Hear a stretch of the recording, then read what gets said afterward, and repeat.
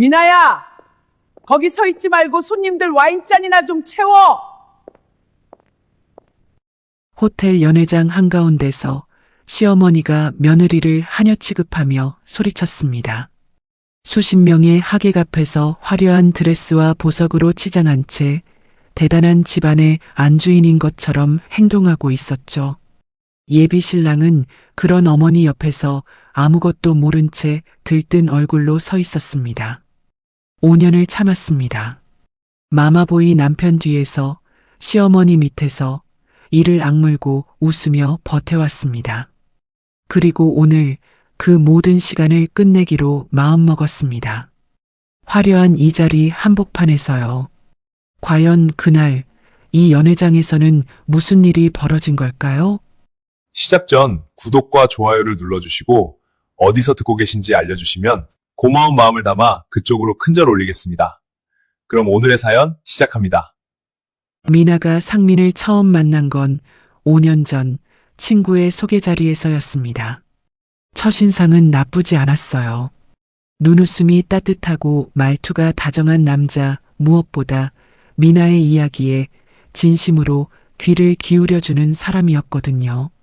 그런데 연애를 시작하고 얼마 지나지 않아 미나는 묘한 불편함을 느끼기 시작했습니다. 데이트 중에 식당을 고를 때면 상민은 습관처럼 어머니에게 전화를 걸었어요. 엄마, 여기 뭐가 맛있어? 라고 묻고 여행 계획을 세울 때도 엄마한테 한번 물어볼게 라는 말이 입에 붙어 있었죠. 심지어 미나의 생일 선물을 고르면서도 우리 엄마가 이게 좋다고 했어 하며 어머니의 의견을 그대로 따르는 모습에 미나는 속으로 한숨을 삼킨 적이 한두 번이 아니었습니다. 한 번은 둘이서 주말 여행을 떠나기로 약속했는데 출발 전날 밤 상민이 미안한 얼굴로 전화를 걸어왔어요. 미나 씨, 미안한데 엄마가 갑자기 무릎이 아프다고 해서 내일 병원에 모시고 가야 할 것 같아. 미나는 괜찮다고 했지만 나중에 알고 보니 시어머니의 무릎은 멀쩡했고 단지 아들이 여자친구와 여행 가는 게 못마땅했을 뿐이었습니다. 그런 일이 반복될 때마다 미나의 마음, 한켠에는 이 사람 결혼해도 괜찮을까 하는 의문이 작은 가시처럼 박혀 있었어요. 그런데 상민에게는 그 모든 단점을 덮어줄 만큼 빛나는 면이 있었습니다. 미나의 아버지가 큰 수술을 받게 되었을 때 상민은 병원 복도에서 밤새 쪽잠을 자며 미나의 곁을 지켜줬어요. 수술 당일 새벽부터 병원에 와서 간호사에게 필요한 것들을 꼼꼼하게 확인하고 아버지의 수술복까지 직접 챙겨드렸습니다. 미나가 잠깐이라도 눈을 붙이면 살며시 담요를 덮어주고 복도 의자에서 허리가 뻐근해질 때까지 꼬박 밤을 새우곤 했죠. 수술이 끝나고 아버지가 회복실에 계실 때도 상민의 헌신은 멈추지 않았습니다. 미나의 어머니가 반찬 가게를 오래 비울 수 없어 걱정하시자 상민은 새벽 시장 배달까지 자처하며 무거운 채소 상자를 척척 날랐어요. 땀에 젖은 이마를 손등으로 훔치면서도 환하게 웃는 그 모습을 보며 미나의 아버지는 병상에서 나직이 말씀하셨습니다. 이 녀석 아들보다 귀한 사위감이다. 어머니도 고개를 끄덕이시며 눈가를 적셨고 미나는 그때 상민의 손을 꼭 잡으며 고맙다는 말 한마디에 온 마음을 실었습니다. 마마보이 기질이 있긴 하지만 이렇게까지 진심인 사람이라면 결혼하고 나서 자기 가정을 꾸리면 달라지지 않을까 하는 기대가 미나의 마음속에서 조금씩 자라났어요. 엄마 품에서 벗어나 남편이 되고 아빠가 되면 분명 철이 들 거라고 미나는 스스로를 그렇게 설득했습니다. 그렇게 5년이라는 세월 동안 상민은 한결같이 성실하고 다정한 사람이었어요. 미나 부모님의 반찬 가게에 틈만 나면 들러 짐을 옮겨드리고 명절이면 누구보다 먼저 찾아와 인사를 올렸죠. 다만 어머니 앞에만 서면 여전히 고분고분해지는 버릇은 좀처럼 고쳐지지 않았지만 미나는 그 정도는 결혼 후에 천천히 바뀔 거라 믿으며 눈을 감았습니다. 상민에게는 한 가지 자부심이 있었어요.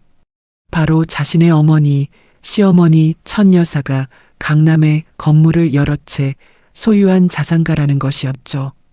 상민은 미나에게 입버릇처럼 이런 말을 하곤 했습니다. 미나 씨, 나랑 결혼하면 절대 고생 안 시킬게. 우리 엄마가 든든하니까 걱정 하나도 하지 마. 미나는 그 말에 기대를 품었다기보다는 상민이라는 사람 자체를 믿었습니다. 건물이 있든 없든 함께라면 어떤 어려움도 이겨낼 수 있다고 생각했으니까요. 하지만 상민은 어머니의 재력을 조금도 의심하지 않는 순수한 사람이었고 그것이 훗날 얼마나 큰 화를 부를지 아무도 예상하지 못했습니다.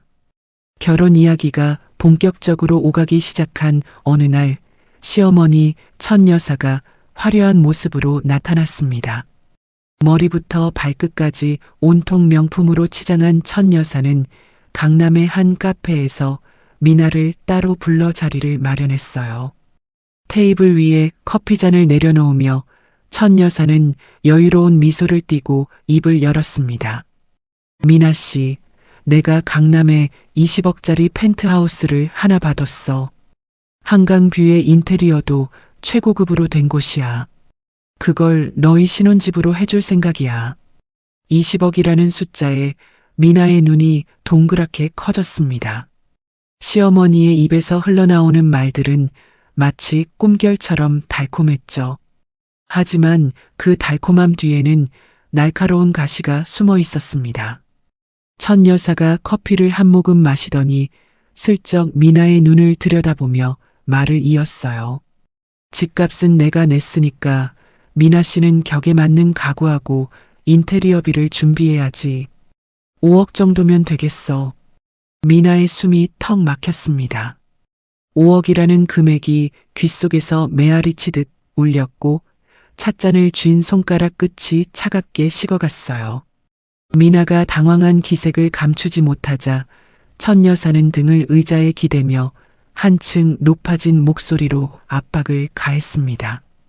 강남 자산가 집안의 며느리가 되려면 그 정도 구색은 갖춰야 하는 거야. 우리 집안 체면도 있고 동네 사모님들 앞에서 부끄럽지 않으려면 말이야. 미나는 할 말을 잃고 고개를 숙였습니다. 그때 천 여사의 전화를 받고 달려온 상민이 화난 얼굴로 나타났어요. 상민은 어머니로부터 20억 펜트하우스의 명의를 공동으로 해주겠다는 말을 듣자 감격에 겨워 어쩔 줄 몰라 했습니다. 미나 씨, 엄마가 집 명의를 우리 둘 공동으로 해준대. 이런 게 어디 있어. 엄마 말 따르자, 응? 역시나 어머니 말이라면 무조건이었습니다. 미나는 상민의 그 모습에 또다시 작은 한숨이 새어나왔지만 상민의 눈에 가득한 진심 어린 기쁨을 차마 외면할 수가 없었어요. 5년 동안 쌓아온 신뢰가 5억이라는 무게 앞에서도 미나의 마음을 붙잡고 있었던 겁니다. 미나가 조심스럽게 부모님께 이 이야기를 꺼냈을 때 반찬 가게를 운영하시는 부모님의 표정은 복잡했습니다. 5억이라는 돈은 평생을 허리 굽혀 일해도 쉽게 모을 수 없는 금액이었으니까요. 하지만 아버지는 상민의 5년간 한결같은 성실함을 떠올리셨고 어머니는 시댁의 든든한 재력이라면 딸이 고생하지 않을 거라 믿으셨습니다. 며칠간 밤잠을 설치며 고민하신 끝에 미나의 부모님은 결단을 내리셨어요. 딸이 부잣집에 가서 무시당하지 않도록 당당하게 살 수 있도록 해주고 싶은 마음. 하나로 반찬 가게와 살던 집까지 담보로 잡으셨습니다. 은행과 자신들이 이제껏 평생 모아온 재산을 모두 끌어모아 겨우겨우 5억을 마련하신 거예요. 아버지가 대출 서류를 미나에게 건네던 날 아버지의 투박한 손이 미세하게 떨리고 있었습니다. 하지만 아버지는 그 떨림을 감추듯 미나의 어깨를 다독이며 담담하게 말씀하셨어요. 상민이가 착하니까 우리 딸 잘 보살펴 줄 거야. 아빠는 내 행복만 바란다. 그 목소리가 어찌나 담백하고도 깊었던지 미나는 아버지의 가슴속에 실린 무게를 느끼며 눈시울이 뜨거워졌습니다. 부모님의 피땀이 녹아든 5억, 그것은 단순한 돈이 아니라 딸의 행복을 향한 간절한 기도와 같았습니다. 그런데 천 여사는 결혼 준비를 핑계로 미나의 카드를 슬쩍 빌려가기 시작했어요. 백화점에서 수백만 원짜리 고가 의류들을 거침없이 결제하면서 강남 사모님들 기에 눌리면 안 된다는 궤변을 당당하게 늘어놓았습니다. 미나야, 시어머니가 허름하게 다니면 너한테도 흠이 되는 거야. 내가 잘 입어야 너도 체면이 서는 법이지. 미나는 불편했지만 곧 가족이 될 사이니까 하는 마음으로 꾹 참았습니다. 상민에게 조심스럽게 이야기를 꺼내봤지만 돌아온 대답은 역시 예상대로였어요. 엄마가 원래 좀 그래. 근데 다 우리 잘 되라고 하시는 거야. 조금만 이해해줘. 미나는 입술을 꼭 깨물었습니다. 결혼하면 달라질 거라던 자신의 기대가 정말 맞는 건지 마음 한구석이 서늘하게 식어가는 걸 느꼈지만 이미 부모님이 전 재산을 걸고 마련해 주신 5억이 있었기에 뒤로 물러설 수도 없었어요. 한편 상민은 직장 동료들에게 자신이 곧 강남 아파트의 주인이 된다며 한껏 자랑을 늘어놓고 다녔습니다. 그 순진한 허풍이 얼마나 쓰라린 부메랑이 되어 돌아올지 상민은 상상조차 하지 못했어요. 그리고 바로 그날 밤 천 여사는 집안에서 은밀하게 전화 한 통을 걸었습니다. 전화기 너머의 상대는 천 여사보다 20살은 젊어 보이는 남자, 소위 제비라고 불리는 사람이었어요. 천 여사의 입꼬리가 한껏 올라가며 목소리가 나긋하게 풀렸습니다. 자기야, 며느리한테 5억 낚았어. 준비 다 되면 바로 비행기 표 끊자. 우리 새 출발이야. 짧은 통화가 끝난 뒤 천 여사는 거울 앞에 서서 미나의 카드로 산 명품 재킷의 어깨선을 매만지며 흡족한 미소를 지었습니다. 20억 아파트라는 화려한 껍데기 뒤에 얼마나 잔인한 거짓말이 도사리고 있었는지 이때는 아무도 몰랐습니다. 결혼식이 한 달도 채 남지 않은 어느 주말 상민은 미나의 손을 잡고 강남의 아파트로 향했습니다. 엘리베이터가 멈추고 문이 열리자 탁 트인 한강뷰가 거대한 창문 너머로 펼쳐졌어요. 상민은 아이처럼 들뜬 얼굴로 거실 이곳저곳을 뛰어다니며 소파는 여기, 식탁은 저쪽에 놓자며 가구 배치를 의논했습니다. 미나 씨, 여기 앉아서 매일 아침 한강 보면서 커피 마시는 거야. 상상만 해도 좋지 않아? 미나도 상민의 환한 웃음에 마음이 살짝 풀어졌어요. 이 집에서 둘이 행복하게 살 수 있다면 부모님의 희생도 헛되지 않을 거라는 생각이 스쳤습니다. 미나는 주방 쪽으로 걸어가 새로 들여놓을 식기장 자리를 가늠하며 서랍을 하나씩 열어보았어요. 그런데 주방 서랍 안쪽 깊숙한 곳에서 손끝에 종이 한 장이 걸렸습니다. 무심코 꺼내 펼쳐본 순간 미나의 손이 얼음처럼 굳어버렸어요. 그것은 시어머니 천 여사 이름으로 된 임대차 계약서였습니다. 보증금 2천만 원에 월세 300만 원, 계약 기간 2년이라고 선명하게 적혀 있었죠. 미나의 눈이 같은 문장 위를 몇 번이고 오갔습니다. 20억에 매입한 집이라며 왜 월세 계약서가 여기에 있는 걸까요? 미나는 떨리는 손으로 계약서를 들고 상민에게 다가갔습니다. 상민 씨, 이것 좀 봐. 주방 서랍에서 나왔는데 어머님 이름으로 된 월세 계약서야. 상민은 계약서를 받아들고 한참을 들여다보더니 고개를 갸웃거렸어요. 이상하다. 엄마가 현금으로 집을 샀다고 했는데 아마 예전 서류가 잘못 들어가 있나 봐. 내가 엄마한테 물어볼게. 상민의 목소리는 태평했지만 미세하게 당황한 기색이 눈가에 스쳤습니다. 미나는 그 표정을 놓치지 않았어요. 상민도 이 계약서의 의미를 어렴풋이 감지하고 있으면서도 어머니의 말을 의심하는 것 자체를 본능적으로 거부하고 있다는 걸 미나는 직감했습니다. 5년 동안 지켜본 상민의 마마보이 본능이 또다시 작동하고 있었던 거예요. 그날 밤 미나는 잠을 이루지 못했습니다. 새벽 3시에 이불을 걷어차고 일어나 부엌 식탁에 앉아 찬물을 한 모금 들이켰어요. 머릿속에서 계약서의 글씨가 형광등 불빛처럼 깜빡이며 사라지질 않았습니다. 어쩌면 정말 예전 서류일 수도 있어. 미나는 스스로를 안심시키려 했지만 가슴 한켠에 박힌 불안의 가시는 점점 더 깊이 파고들었습니다. 다음 날 아침 미나는 혼자서 그 아파트 근처의 부동산 중개소를 찾아갔어요.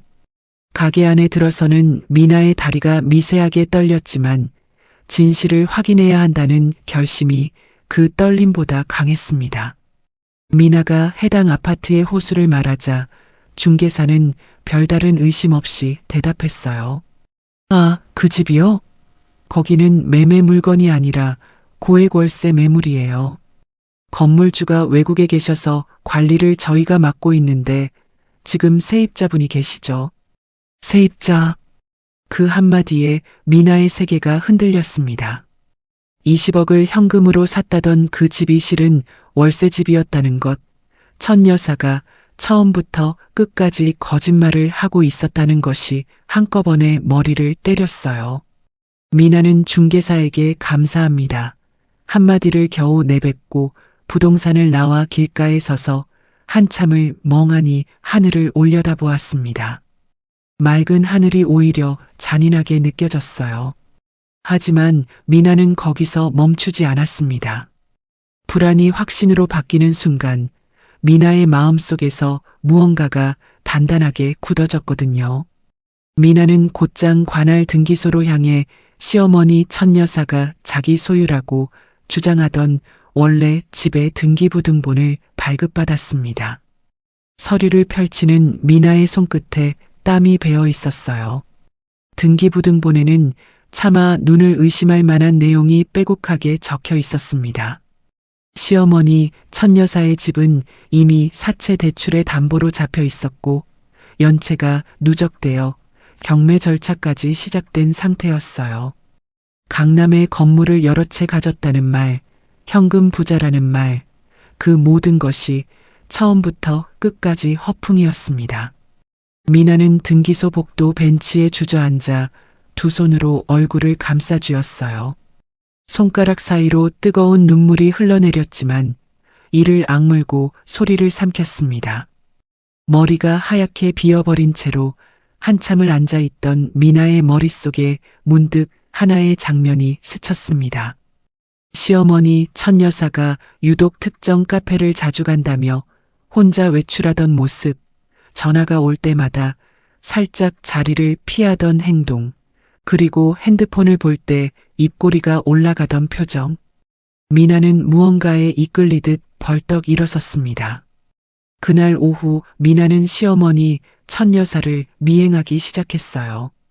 천여사는 강남의 한 호텔 라운지에 들어섰고 미나는 모자를 눌러 쓴 채 먼 구석 자리에 앉아 숨을 죽였습니다. 잠시 후 천여사의 테이블에 한 남자가 다가와 앉았어요. 깔끔하게 차려입은 외모에 천여사보다 20살은 젊어 보이는 남자, 천여사의 표정은 며느리 앞에서는 한 번도 보여준 적 없는 달콤하고 수줍은 웃음이었습니다.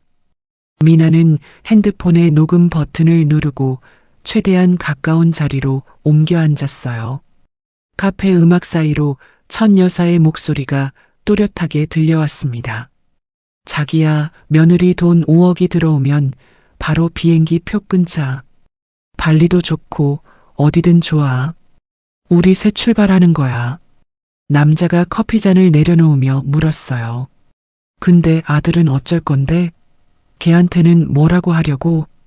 천여사는 코웃음을 치며 손등으로 입가를 가렸습니다. 걔야 미나랑 결혼만 하면 어떻게든 살 거 아냐. 원래 자식은 알아서 크는 거야. 미나의 손이 테이블 밑에서 부르르 떨렸습니다. 핸드폰을 쥔 손에 힘이 들어가 손마디가 하얗게 변했어요. 5년 동안 착한 시어머니인 줄 알았던 사람이 아들마저 내다버리고 젊은 남자와 도망칠 궁리를 하고 있었다니. 그리고 그 도주 자금이 바로 미나 부모님이 평생을 바쳐 모은 5억이라는 사실이 미나의 가슴을 갈기갈기 찢어놓았습니다. 미나는 카페를 빠져나와 인적 드문 골목에 서서 한참을 울었어요. 새벽 시장에서 무거운 상자를 나르시던 아버지의 굽은 등이 떠올랐고 반찬 가게에서 손이 갈라지도록 일하시던 어머니의 빨갛게 부은 손가락이 눈앞에 아른거렸습니다. 그 피땀 어린 돈이 저 사기꾼의 해외 도주 자금으로 쓰일 뻔했다는 생각에 미나의 슬픔은 서서히 분노로 변해갔습니다. 눈물을 닦아낸 미나의 눈빛이 달라져 있었어요. 흐느끼던 여자는 사라지고 차갑고 단단한 결의가 그 자리를 채웠습니다. 미나는 곧바로 제비에 대한 조사에 착수했어요. 천 여사의 핸드폰 결제 내역을 통해 제비가 자주 가는 장소들을 추적하고 그의 실체를 하나씩 파헤쳐 나갔습니다. 며칠간의 추적 끝에 미나가 밝혀낸 진실은 더욱 충격적이었어요. 그 제비는 이미 결혼한 유부남이었고 천 여사뿐만 아니라 다른 여성들에게도 같은 수법으로 접근해 돈을 뜯어내는 전문 사기꾼이었습니다. 미나는 주저없이 제비의 아내에게 연락을 취했어요. 혹시 남편분이 천 여사라는 분과 만나고 있는 거 알고 계셨나요? 지금 둘이서 사기를 치고 해외로 도주할 계획을 세우고 있습니다. 전화기 너머에서 제비 아내의 숨소리가 거칠어지더니 이내 분노에 찬 목소리가 터져 나왔습니다. 미나는 증거 자료를 하나하나 제비 아내에게 전달하며 자신이 세운 계획에 동참해 줄 것을 요청했어요. 모든 퍼즐 조각이 맞춰지자 미나는 마지막으로 시어머니 천 여사에게 전화를 걸었습니다. 목소리는 평소처럼 밝고 다정하게 마치 아무것도 모르는 순진한 며느리의 톤을 완벽하게 유지했어요. 어머님, 아버지가 5억 입금을 완료하셨대요. 확인해 보세요. 전화기 너머로 시어머니 천 여사가 환호하는 소리가 들려왔습니다. 미나는 전화를 끊고 나서 조용히 핸드폰을 내려놓았어요. 입술 끝에 희미한 미소가 번졌지만 그 미소 속에는 따뜻함이라곤 한 조각도 남아있지 않았습니다. 이제부터가 진짜 시작이었습니다. 미나가 보낸 가짜 입금 확인서를 받아든 천 여사의 얼굴에 환희가 번졌습니다.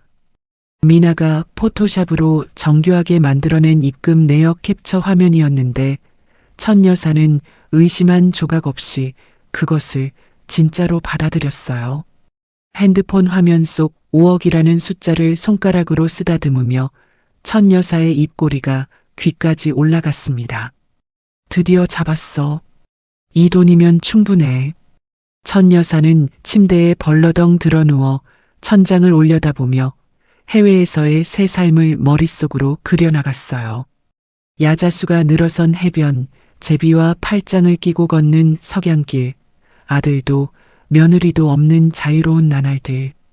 입가에 번진 웃음이 한동안 사라지질 않았습니다. 바로 그 틈을 미나가 파고들었어요. 다음 날 미나는 천 여사를 찾아가 세상에서 가장 착한 며느리의 얼굴을 하고 조심스럽게 입을 열었습니다. 어머님, 결혼 전에 친척분들과 지인분들을 모시고 큰 감사 파티를 열어드리고 싶어요. 이렇게 좋은 집을 마련해 주신 어머님께 제대로 인사를 드려야 하지 않겠어요? 천 여사의 눈이 반짝 빛났습니다. 감사 파티라는 말이 천 여사의 허영심을 정확히 건드린 거예요. 친척들과 지인들 앞에서 20억짜리 강남 아파트를 사준 대단한 시어머니로 대접받는 장면이 눈앞에 그려지자 천 여사는 망설임 없이 고개를 끄덕였습니다. 그래, 좋아. 어차피 결혼 전에 인사도 할 겸 크게 한번 하자. 호텔 연회장으로 잡아. 격에 맞게. 천 여사는 이 파티를 도망치기 전 마지막으로 자신의 재력을 과시할 무대라고 생각했습니다. 며느리가 제 발로 걸어와 판을 벌여주겠다니 이보다 좋은 기회가 또 어디 있겠어요. 하지만 천 여사는 몰랐습니다. 그 화려한 무대가 자신의 모든 거짓을 벗겨낼 처형장이 되리라는 것을요. 파티 날짜가 잡히자 천 여사는 곧바로 움직이기 시작했어요. 평소 돈을 빌려달라고 졸라대던 지인들에게 연락을 돌리며 한껏 너그러운 척 목소리를 높였습니다. 곧 며느리 쪽에서 큰 돈이 나와. 그동안 빌린 거 이자까지 쳐서 다 갚을 테니까 걱정 마. 아, 근데 미안하지만 급한 데가 있어서 조금만 더 보태줄 수 있어? 지인들은 오랫동안 떼먹혔던 돈을 드디어 받을 수 있다는 기대에 추가로 급전을 빌려주었습니다. 천 여사는 그렇게 모은 돈을 하나도 갚지 않고 고스란히 도주 자금으로 챙겨두었어요. 마지막까지 한 푼이라도 더 긁어 모으려는 탐욕이 멈출 줄을 몰랐습니다. 한편 상민은 어머니의 거짓말을 여전히 철석같이 믿고 있었어요. 직장에서 점심시간마다 동료들에게 청첩장을 돌리며 들뜬 목소리로 말했습니다. 나 이번에 강남 아파트 입주해. 한강뷰의 인테리어도 최고급이야. 결혼 전에 감사 파티 하는데 너희도 다 와. 호텔 연회장이야. 동료들은 부러움 반 축하 반으로 상민의 어깨를 두드렸고 상민은 그 관심이 좋아서 어깨가 으쓱해졌습니다. 어머니가 대단한 분이라는 자부심이 가슴 가득 차올랐고 미나와 함께할 미래는 장밋빛으로만 물들어 있었어요. 그 장밋빛이 곧 잿빛으로 무너져 내릴 줄은 꿈에도 모른 채 말이죠. 파티를 이틀 앞둔 저녁, 미나 부모님이 상민을 반찬 가게로 초대했습니다. 어머니가 정성껏 차린 소박한 저녁 식탁 앞에서 아버지는 상민의 손을 두 손으로 꼭 잡으셨어요. 아버지의 투박한 손바닥에는 수십 년간 반찬 가게를 지켜온 굳은 살이 단단하게 박혀 있었습니다. 상민아, 자네 성실함만 믿네. 우리 미나 아끼며 잘 살아. 부모로서 자네한테 해줄 수 있는 건 다 한 거니까 앞으로는 자네가 미나를 지켜줘야 해. 상민은 고개를 깊이 숙이며 진심으로 대답했어요.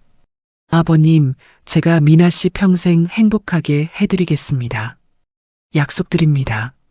미나는 식탁 건너편에서 그 장면을 바라보며 젓가락을 쥔 손에 힘이 잔뜩 들어갔습니다. 아버지의 순수한 진심이 상민의 순진한 약속이 마치 유리처럼 투명하고 또 그만큼 쉽게 깨질 것 같아 가슴이 찢어지는 듯 했어요. 반찬 가게와 집까지 담보로 잡아 마련한 5억이 사기꾼의 도주 자금이 될 뻔했다는 사실을 이 자리에서는 차마 말할 수 없었습니다. 미나는 화장실로 자리를 피해 거울 앞에 섰어요. 거울 속의 자신을 똑바로 들여다보며 입술을 꽉 깨물었습니다. 울면 안 돼. 지금은 울 때가 아니야. 미나는 찬물로 얼굴을 씻고 아무렇지 않은 표정으로 식탁에 돌아왔어요. 부모님 앞에서 흔들리는 모습을 보여줄 수는 없었습니다. 사기꾼들을 처단하는 그 순간까지 미나는 완벽하게 연기해야 했으니까요. 그날 밤 미나는 자신의 방에서 노트북을 열고 파티장 대형 스크린에 띄울 자료들을 최종 점검했습니다. 첫 번째 화면은 시어머니 이름으로 된 임대차 계약서, 보증금 2천에 월세 300이라는 글자가 선명하게 확대되어 있었어요. 두 번째 화면은 천 여사의 원래 집이 경매에 넘어갔다는 법원 고지서, 연체 금액과 낙찰 예정일이 적나라하게 드러나 있었습니다. 그리고 세 번째 화면, 미나가 직접 녹음한 천 여사와 제비의 미래 녹취록이었어요. 며느리 돈 5억이 들어오면 바로 비행기 표 끊자는 천 여사의 목소리가 스피커를 통해 또렷하게 흘러나왔습니다. 미나는 헤드폰을 끼고 녹취록을 처음부터 끝까지 3번을 더 들었어요. 들을 때마다 분노가 치밀었지만 동시에 차갑고 정밀한 계산이 머릿속에서 맞물려 돌아갔습니다. 빠진 것은 없는지, 순서는 적절한지, 타이밍은 정확한지. 미나는 슬라이드의 전환 속도까지 하나하나 조절하며 완벽을 기했어요. 한치의 실수도 허용할 수 없었습니다. 같은 시각, 천 여사는 어두운 침실에서 제비에게 은밀하게 문자를 보내고 있었습니다. 화면의 푸른 불빛이 천 여사의 얼굴 위로 흘렀어요. 파티 중간에 주차장에서 만나. 짐은 미리 차에 실어놔. 거기서 바로 공항으로 가는 거야. 비행기 시간 맞춰야 하니까 정확히 움직여. 보내기 버튼을 누른 천 여사는 핸드폰을 베개 밑에 숨기고 이불을 끌어올렸습니다. 내일 모레면 이 좁은 방에서 벗어나 따뜻한 나라에서 새 인생을 시작할 수 있다는 생각에 천 여사는 오랜만에 편안한 잠이 들었어요. 파티 당일 아침 강남의 한 호텔 연회장 입구에 대형 현수막이 걸렸습니다. 금색 글씨로 수놓아진 문구가 지나가는 사람들의 시선을 사로잡았어요. 강남 20억 아파트 입주 및 며느리 환영 감사 연회. 현수막 아래로 화려한 꽃 장식이 늘어서 있었고 연회장 안에서는 스태프들이 분주하게 테이블을 세팅하고 있었습니다. 대형 스크린에는 아직 아무것도 띄워지지 않은 채 파란 대기 화면만이 조용히 빛나고 있었어요. 미나는 연회장 한켠에 서서 그 스크린을 올려다보았습니다. 곧 저 화면 위에 천 여사의 모든 거짓이 낱낱이 펼쳐질 것입니다. 미나는 주먹을 꽉 쥐었다 천천히 펴며 깊게 숨을 들이쉬었어요. 아버지의 떨리던 손, 어머니의 갈라진 손가락, 반찬 가게의 새벽 불빛. 그 모든 것들이 미나의 등을 밀어주고 있었습니다. 이제 막이 오릅니다. 파티를 하루 앞둔 날, 천 여사는 아침부터 백화점으로 향했습니다. 5억이 이미 입금되었다고 굳게 믿고 있었기에 마음이 한없이 넉넉했어요. 명품관 문이 열리자마자 직원에게 VIP 라운지를 요청하더니 진열대에 놓인 옷들을 손끝으로 쓱쓱 넘기며 이것도 저것도 골라 담았습니다. 이 코트 하나, 저 원피스 2벌, 그리고 저 가방도 주세요. 직원이 조심스럽게 카드 한도를 확인해 드릴까요? 하고 묻자 천 여사는 콧방귀를 뀌며 손을 내저었어요. 한도 걱정은 내가 할 테니까 그냥 긁어요.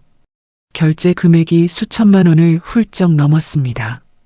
카드 단말기가 한번 거절되자 천 여사는 얼굴이 살짝 굳었지만 곧 다른 카드를 꺼내 결제를 밀어붙였어요. 어차피 내일이면 이 나라를 떠날 건데 카드 대금 따위는 신경 쓸 필요가 없었으니까요. 천 여사의 머릿속에는 오직 마지막 쇼핑을 즐기겠다는 생각뿐이었습니다. 쇼핑백을 양손 가득 들고 집으로 돌아온 천 여사는 미나에게 전화를 걸었어요. 목소리에는 자신이 대단한 시어머니라는 착각이 잔뜩 묻어 있었습니다. 미나야, 내가 너를 장사꾼 집안 딸에서 강남 며느리로 만들어준 거야. 이런 은혜가 어디 있어? 평생 내 말 잘 듣고 살아. 미나는 전화기를 귀에 댄 채 아무 말 없이 천 여사의 말을 들었습니다. 손톱이 손바닥에 파고들도록 주먹을 쥐고 있었지만 목소리만큼은 한 톨의 흔들림도 없이 차분하게 대답했어요. 네, 어머님. 내일 파티에서 제가 감사 인사 제대로 드릴게요. 전화를 끊고 미나는 핸드폰을 식탁 위에 내려놓으며 나직이 중얼거렸습니다. 네, 제대로 드리죠. 당신이 상상도 못할 방식으로요. 그 시각 제비도 분주하게 움직이고 있었어요. 천 여사를 확실히 안심시키기 위해 특별한 선물을 준비했거든요. 제비는 자신의 아내가 외출한 틈을 타 침실 서랍장을 뒤졌습니다. 서랍 깊숙한 곳에서 꺼낸 것은 반짝이는 다이아몬드 반지, 아내가 돌아가신 친정어머니에게 물려받아 목숨보다 소중히 여기는 유품이었어요. 제비는 잠시도 망설이지 않고 그 반지를 주머니에 쑤셔 넣었습니다. 호텔 라운지에서 천 여사를 만난 제비는 무릎까지 꿇는 과장된 몸짓으로 반지를 건넸어요. 이건 우리 새 출발을 위한 선물이야. 당신만을 위해 특별히 준비했어. 천 여사는 다이아몬드의 영롱한 빛에 넋을 잃고 손가락에 끼워보며 연신 감탄했습니다. 이 반지가 제비 아내의 돌아가신 어머니 유품이라는 사실 따위는 알 바가 아니었죠. 천 여사의 눈에는 오직 반짝이는 보석만이 가득 차 있었습니다. 하지만 제비의 아내는 이미 모든 것을 알고 있었어요. 미나에게 연락을 받은 이후 남편의 행적을 면밀히 추적하고 있었거든요. 서랍에서 반지가 사라진 것을 발견한 제비 아내는 미나에게 곧바로 전화를 걸었습니다. 미나 씨, 그 인간이 우리 엄마 유품 반지를 훔쳐갔어요. 돌아가신 엄마가 마지막으로 남겨주신 거예요. 내일 그 파티에서 반드시 그 반지를 찾겠습니다. 전화기 너머로 제비 아내의 목소리가 울음과 분노로 뒤섞여 갈라졌습니다. 미나는 걱정 마세요. 내일 반드시 기회를 만들어 드리겠습니다. 하고 단호하게 약속했어요. 파티 전날 저녁, 천 여사는 또 한 번의 술을 부렸습니다. 미나에게 전화를 걸어 입에 발린 칭찬을 잔뜩 늘어놓더니 본론을 꺼냈어요. 미나야, 파티 비용을 내가 먼저 호텔에 결제해 놓을 테니까 그 금액만큼 나한테 돈을 보내줘. 1,500만 원이면 될 거야. 미나는 속으로 비웃음이 치밀었지만 아무렇지 않은 목소리로 대답했습니다. 네, 어머님. 결제해 주시면 바로 보내드릴게요. 천 여사의 속셈은 뻔했어요.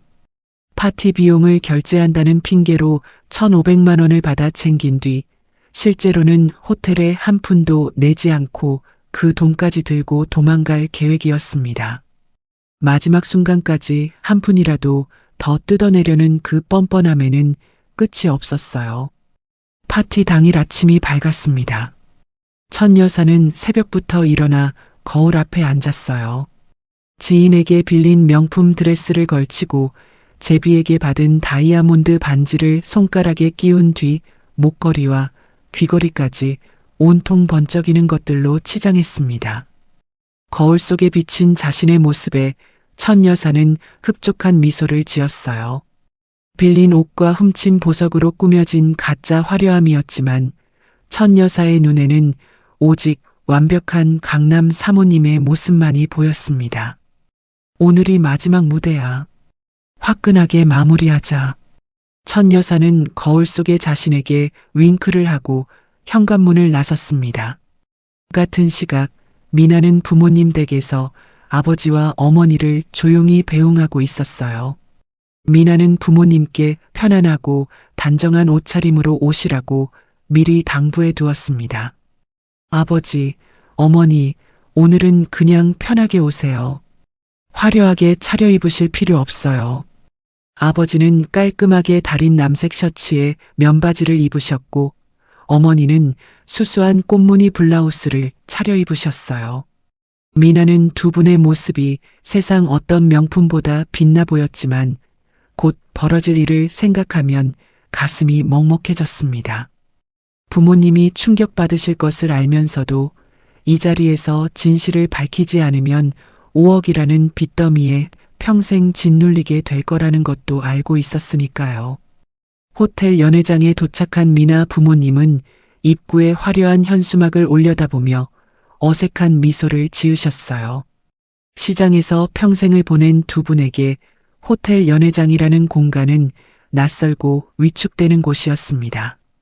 그런데 로비에서 기다리고 있던 천 여사가 미나 부모님을 보자마자 눈살을 찌푸렸어요. 어머, 오늘 같은 자리에 이렇게 입고 오셨어요? 다른 분들 보시기에 좀 그렇잖아요. 천 여사는 대놓고 미나 부모님의 옷차림을 훑어보며 혀를 찼습니다.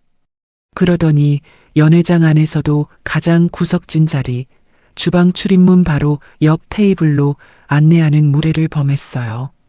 여기 앉으세요. 이 자리가 편하실 거예요. 아버지는 아무 말 없이 의자를 당겨 앉으셨지만 굳게 담은 입술이 미세하게 떨리고 있었습니다. 어머니는 고개를 숙인 채 핸드백 끈을 만지작거리셨어요. 평생 성실하게 살아온 두 분이 사기꾼에게 무시당하는 그 모습을 미나는 멀리서 지켜보며 이를 악물었습니다. 미나는 연회장 스태프에게 다가가 작은 목소리로 속삭였어요. 제가 신호를 보내면 스크린 재생 버튼을 눌러주세요. 준비된 파일 순서대로요.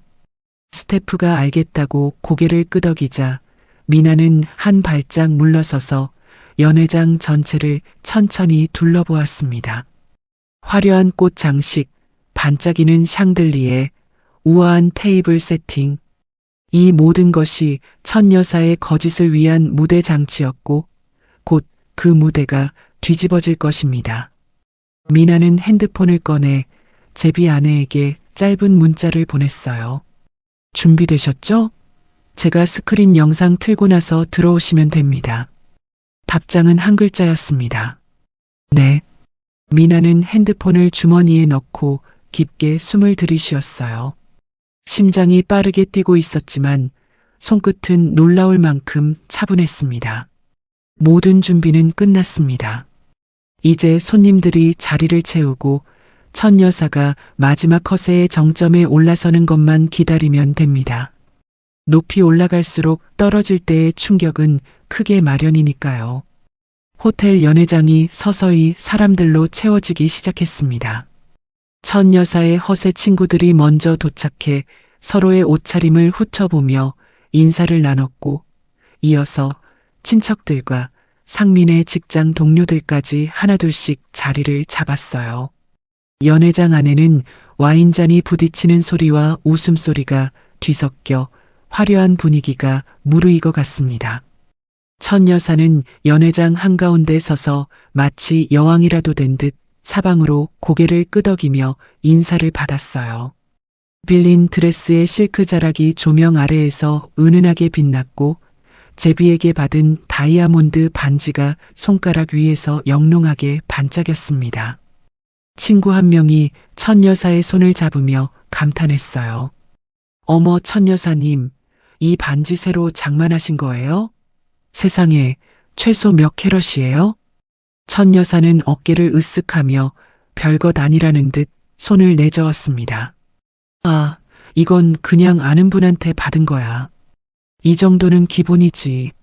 훔친 반지를 자랑하는 그 뻔뻔함이 하늘을 찌를 듯 했지만 주변 사람들은 그저 부러운 눈으로 천 여사를 바라볼 뿐이었어요. 천 여사는 그 시선들을 온몸으로 빨아들이며 자아도취에 빠져들었습니다. 잠시 후 천 여사 옆에 제비가 깔끔한 정장 차림으로 나타났어요. 천 여사는 제비의 팔을 자연스럽게 잡으며 주변 사람들에게 소개했습니다. 이분은 나의 투자 파트너야. 해외 부동산 쪽으로 같이 일하고 있어. 제비는 능숙한 미소를 지으며 고개를 숙여 인사했고 사람들은 천 여사의 인맥이 대단하다며 고개를 끄덕였어요. 천 여사와 제비는 서로 눈빛을 교환하며 은밀한 웃음을 나눴습니다. 파티 중간에 슬쩍 빠져나가 주차장에서 만나 공항으로 직행할 계획이 순조롭게 진행되고 있다는 무언의 확인이었죠. 연애가 본격적으로 시작되자 천 여사의 행동은 점점 더 거침없어졌습니다. 테이블마다 돌아다니며 자신의 재력을 과시하던 천 여사가 미나를 발견하고는 사람들 앞에서 거리낌 없이 소리쳤어요. 미나야, 거기 서 있지 말고 손님들 와인잔 좀 채워줘. 빈잔이 이렇게 많은데 뭐 하는 거야? 주변 사람들의 시선이 일제히 미나에게로 쏠렸습니다. 천 여사는 마치 미나가 파티의 서빙 직원이라도 되는 것처럼 손짓으로 부렸어요. 미나는 아무 대꾸 없이 조용히 와인병을 들어 잔을 채웠습니다. 천 여사의 친구들이 킥킥거리며 수군대는 소리가 귀에 꽂혔지만 미나의 표정에는 감정의 물결 하나 일지 않았어요. 지금 이 순간의 굴욕은 곧 돌려줄 겁니다. 몇 배로요. 한편 상민은 연회장 반대편에서 직장 동료들에게 둘러싸여 신이 나 있었습니다.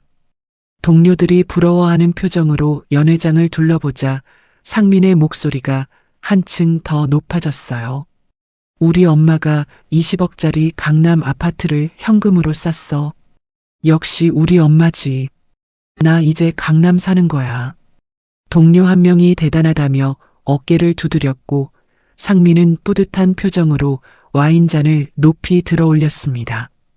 이 허풍이 채 몇 분도 지나지 않아 자신의 목을 조여올 밧줄이 될 줄은 상민은 꿈에도 모르고 있었어요. 연회가 한창 무르익어 사람들의 웃음소리가 가장 커졌을 때 미나가 움직이기 시작했습니다. 미나는 평상복 차림 그대로 연회장 중앙의 무대로 걸어 올라갔어요. 화려한 드레스도 없이 반짝이는 보석 하나 없이 소박한 블라우스와 청바지 차림이었습니다.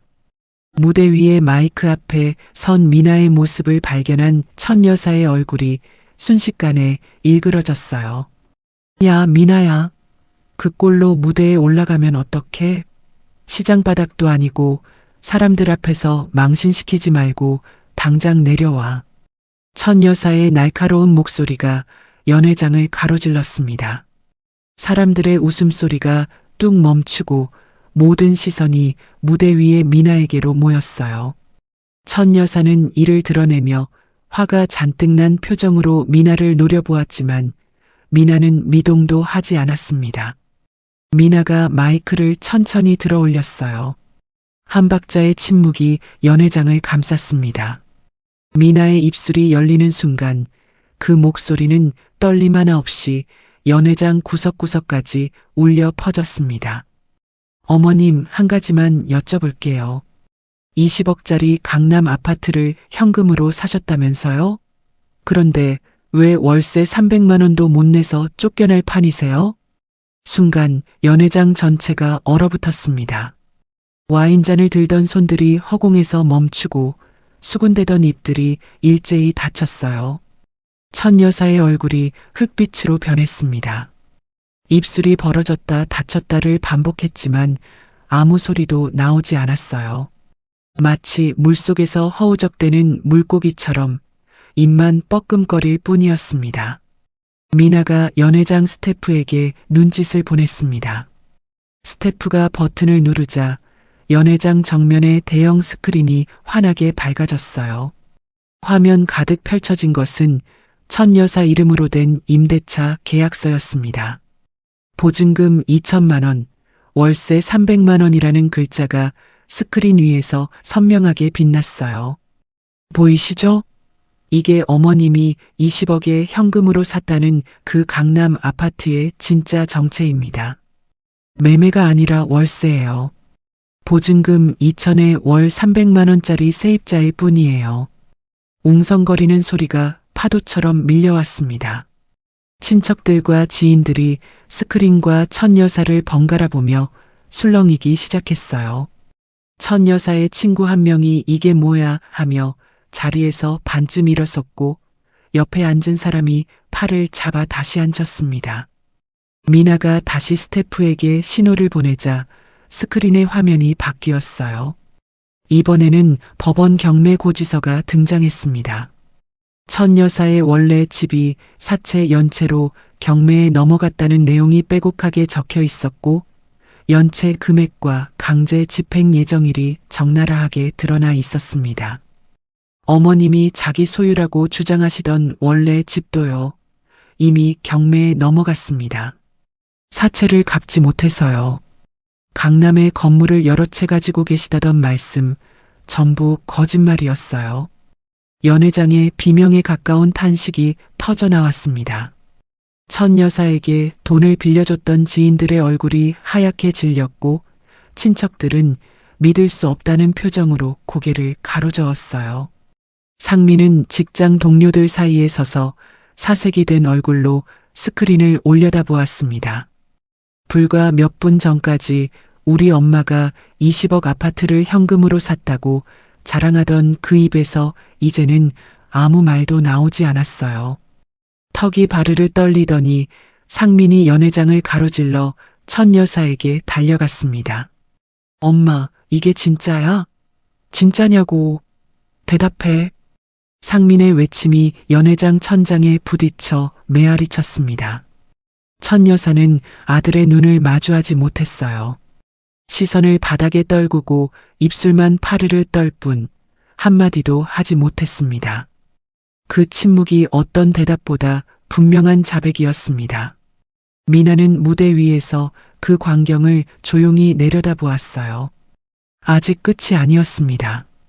미나의 손에는 아직 꺼내지 않은 카드가 남아 있었거든요.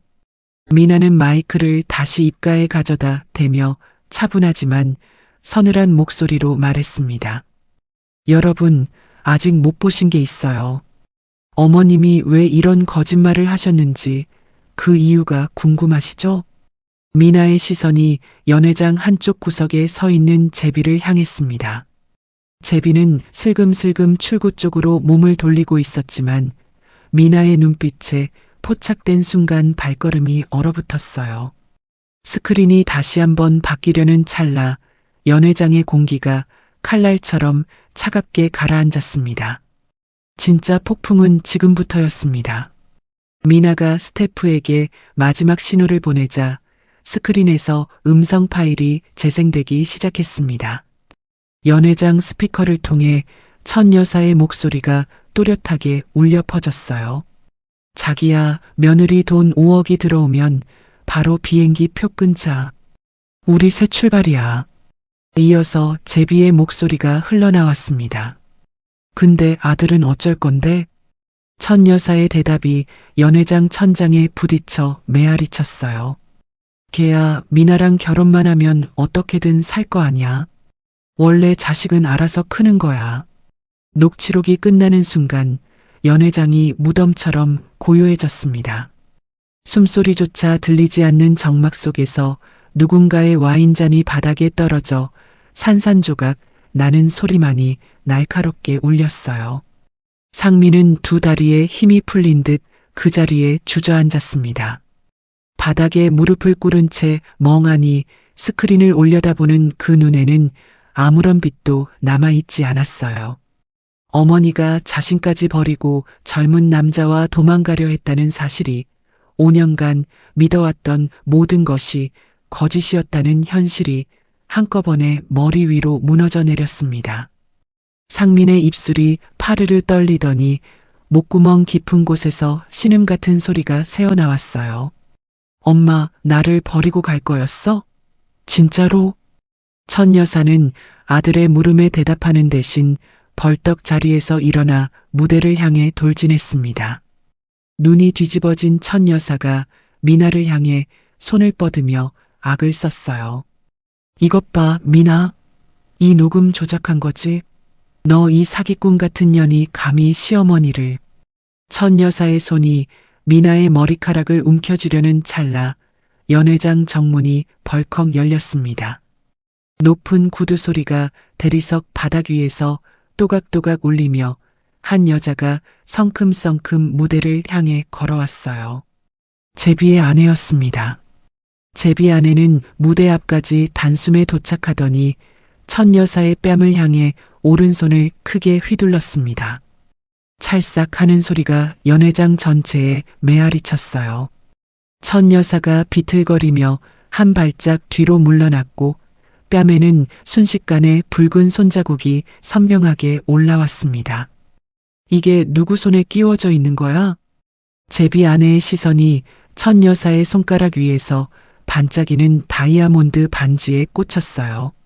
제비 아내는 천 여사의 손목을 낚아채듯 움켜쥐더니 손가락에서 반지를 힘껏 빼내었습니다. 반지를 되찾은 제비 아내의 손이 부들부들 떨리고 있었어요. 눈에서는 분노와 슬픔이 뒤섞인 눈물이 쏟아졌습니다. 이건 돌아가신 우리 엄마가 마지막으로 남겨주신 유품이에요. 제비 아내가 천 여사를 향해 포효하며 드레스 깃을 움켜잡았습니다. 그 순간 제비 아내의 눈이 연회장 출구 쪽으로 슬금슬금 빠져나가려는 제비의 뒷모습을 포착했어요. 제비 아내의 얼굴이 순식간에 핏기로 물들었습니다. 저기, 저 인간. 제비 아내는 천 여사를 내팽개치듯 놓고 출구를 향해 달려갔어요. 제비가 뒤를 돌아보는 순간 제비 아내의 주먹이 그의 뺨을 정확하게 가격했습니다. 퍽 하는 둔탁한 소리와 함께 제비의 고개가 옆으로 꺾였어요. 이 나쁜 놈아. 우리 엄마 유품을 훔쳐서 저 여자한테 갖다 바쳐? 그게 남편이라는 인간이 할 짓이야? 제비 아내가 제비의 멱살을 잡고 흔들었습니다. 불과 몇 시간 전까지 천 여사에게 자기야 하며 달콤한 속삭임을 나누던 그 얼굴이 공포로 일그러져 있었어요. 제비는 아내의 소나기에서 벗어나려 발버둥 치며 두 손을 마구 내저었습니다. 난 이 여자한테 스토킹 당한 거야. 나는 아무 관계도 없어. 이 미친 여자가 나를 따라다닌 거라고.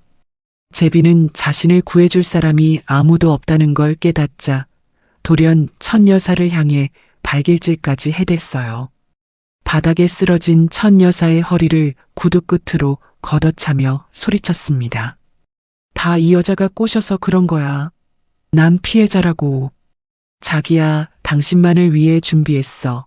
하던 그 입에서 이제는 미친 여자, 피해자라는 말이 거침없이 쏟아져 나왔습니다.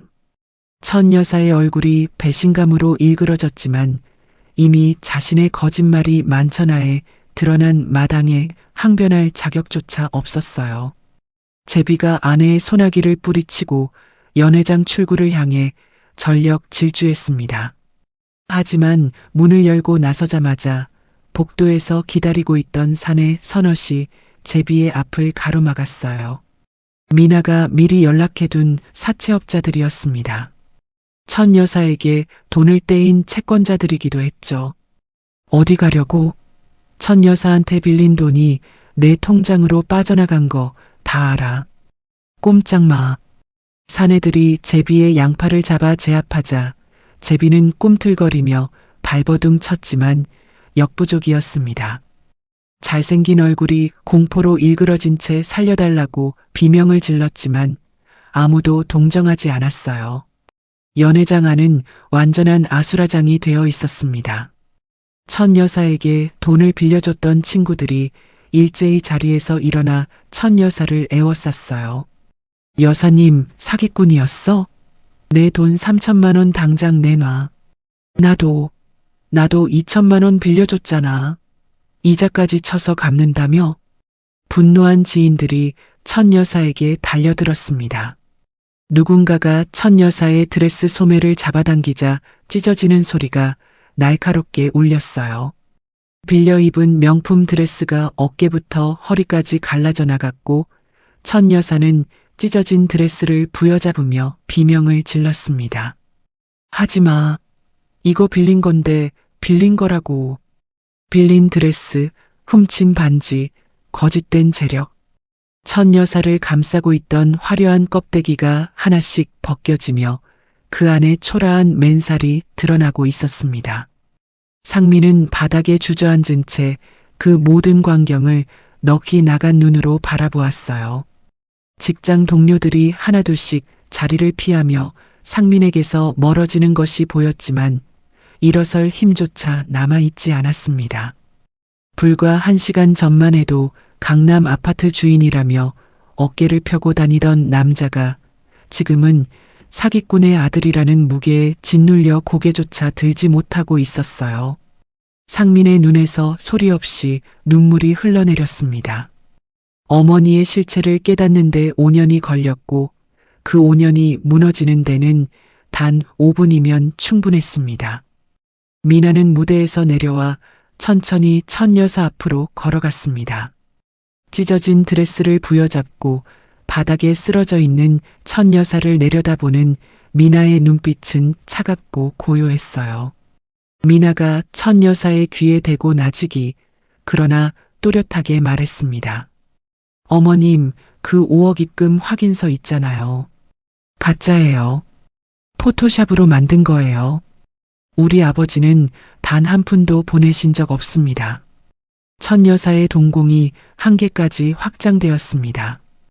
유일한 도주 자금이라고 믿었던 5억이 처음부터 존재하지 않았다는 사실에 천 여사의 입에서 짐승 같은 울음소리가 터져 나왔어요.